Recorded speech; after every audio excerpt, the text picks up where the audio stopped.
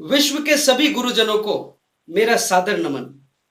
दोस्तों, आज की इस वीडियो में शिक्षण व्यवसाय से जुड़े एक ऐसे मैटर को मैं डिस्कस कर रहा हूं जो हो सकता है दोस्तों, जिसकी तलाश आप सभी कर रहे होंगे, जिसका हल आप सभी ढूंढ रहे होंगे।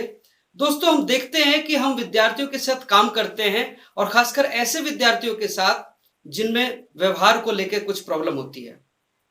मैंने अपने शिक्षण व्यवसाय के दौरान और इतने सालों के अनुभव में पाया है कि अपने बच्चों के व्यवहार में बदलाव के लिए हमें बहुत सी चीजें करनी होती हैं। तो दोस्तों, वैसे तो आप सभी के पास इस मैटर को लेके बहुत सारे सॉल्यूशंस होंगे, लेकिन मैं आज इस वीडियो के माध्यम से अपने अनुभव को आप तक पहुंचाना चाहता हूं।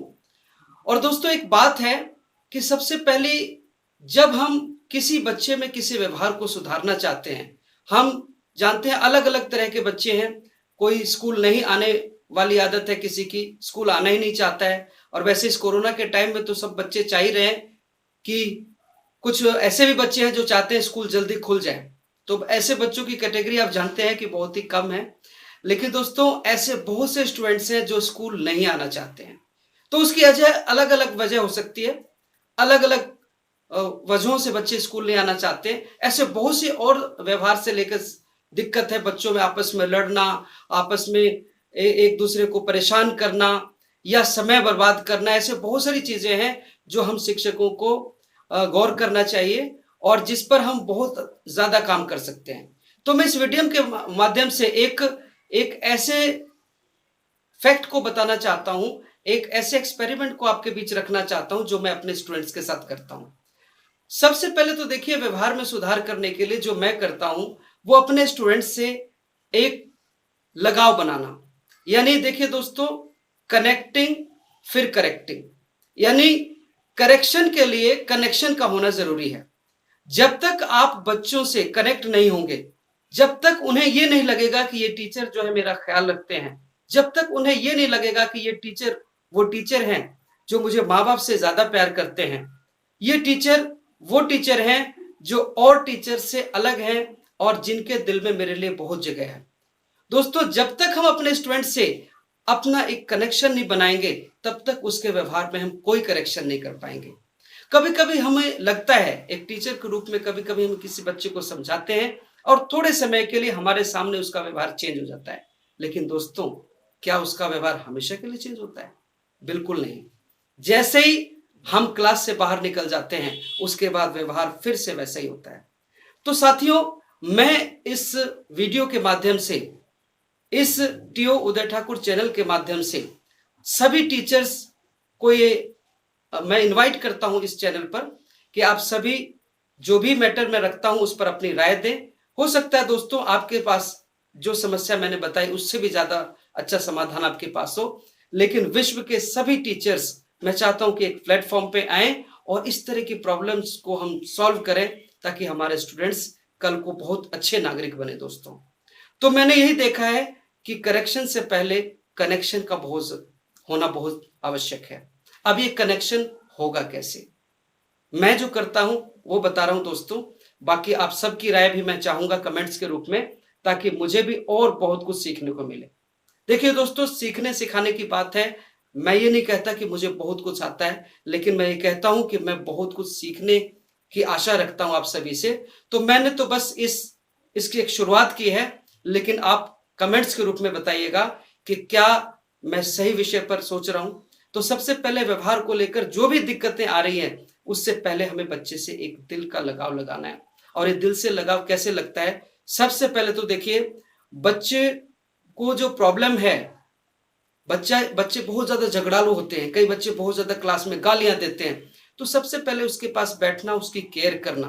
कई बार होता है कि ऐसे बच्चों को टीचर्स अवॉइड करते हैं, चल उधर बैठ जा, चल ये इधर मत बैठ, ऐसे मत आ जा, पेरेंट्स को बुलाना, ऐसा वैसा। स्टेज पर बुलाकर, प्रिंसिपल के द्वारा स्टेज पर बुलाकर पूरे स्कूल के सामने उस बच्चे की बेइज्जती की जाती है। दोस्तों, आपको क्या लगता है कि इस तरह से बच्चे में कोई सुधार आएगा? सोचने का विषय है दोस्तों। बल्कि मैं तो ये कहता हूं दोस्तों कि अगर किसी बच्चे की बड़ाई करनी है तो पूरे स्कूल के सामने स्टेज पर बुलाकर उसकी बड़ाई कीजिए।